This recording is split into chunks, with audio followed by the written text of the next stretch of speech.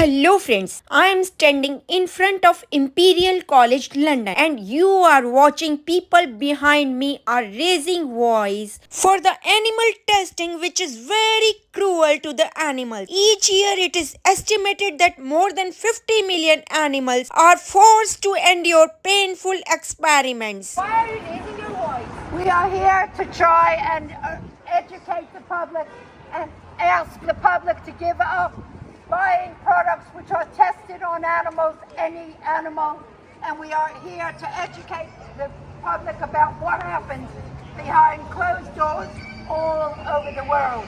Vivisection is a very, very hidden industry because it is horrific.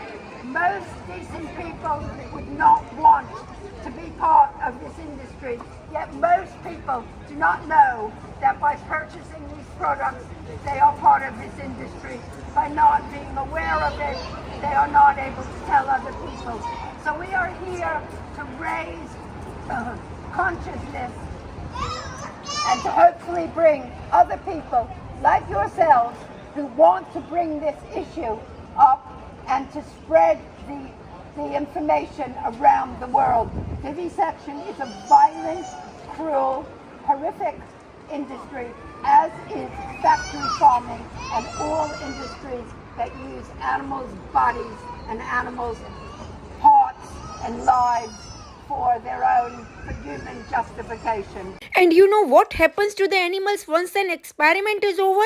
Animals are typically killed when an experiment is over so that their tissues and organs can be examined. These animals are deliberately sickened with toxic chemicals or infected with diseases, live in barren cages, and are typically killed when the experiment ends. Researchers underestimating animal suffering, staff poorly monitoring the animals, leading them to suffer even more than was allowed. Although humans often benefit from successful animal research, the pain, the suffering, and the deaths of animals are not worth the possible human benefits.